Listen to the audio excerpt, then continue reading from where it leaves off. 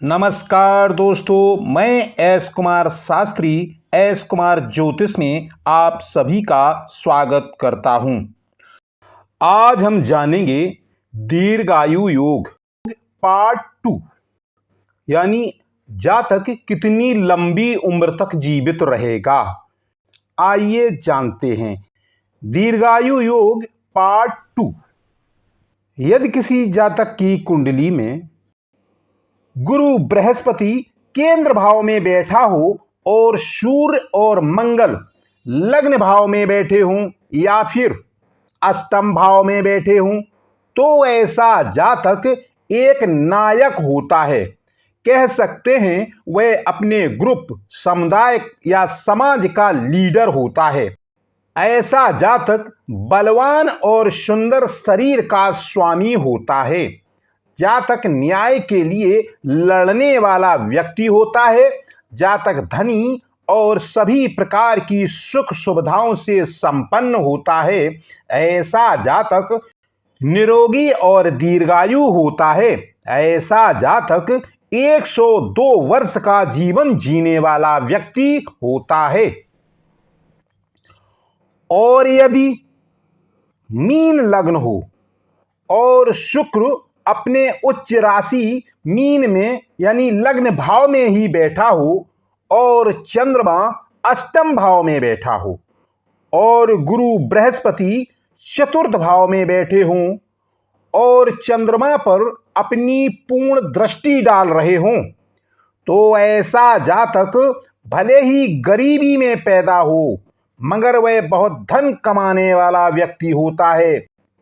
वह बहुत धनवान, घर, गाड़ी, जमीन आदि का स्वामी होता है। जातक को अपनी मां से बहुत सहयोग मिलता है। ऐसा जातक दीर्घायु जीवन जीने वाला होता है। वह निरोगी और 103 वर्ष की आयु का जीवन जीने वाला व्यक्ति होता है।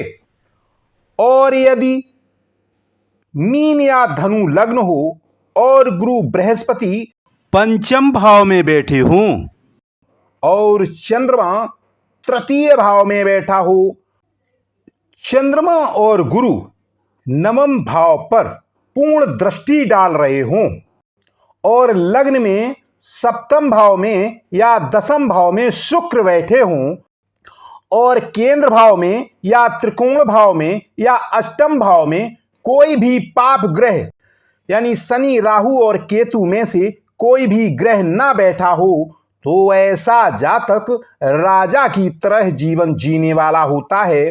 जातक कोई बड़ा अधिकारी या बड़ा नेता अवश्य बनता है। ऐसा जातक बहुत धनवान और समाज अथवा देश में सम्मानित व्यक्ति होता है।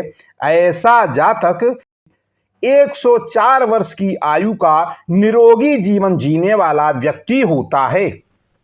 और यदि कर्क लग्न हो और गुरु बृहस्पति लग्न भाव में ही बैठे हों और चंद्रमा 11वें भाव में वृष राशि में बैठे हों और सूर्य मेष राशि में दसम भाव में बैठे हों, तो ऐसा जातक एक विद्वान और ज्ञानी व्यक्ति होता है।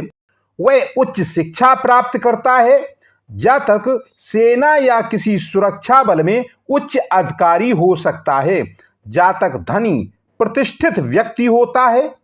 वह बहुत ही सुंदर और बलिष्ठ शरीर का स्वामी होता है। ऐसा जातक जीवन में शायद ही कभी बीमार पड़े। वह हमेशा निरोगी रहते हुए 106 वर्ष का जीवन जीने वाला व्यक्ति होता है।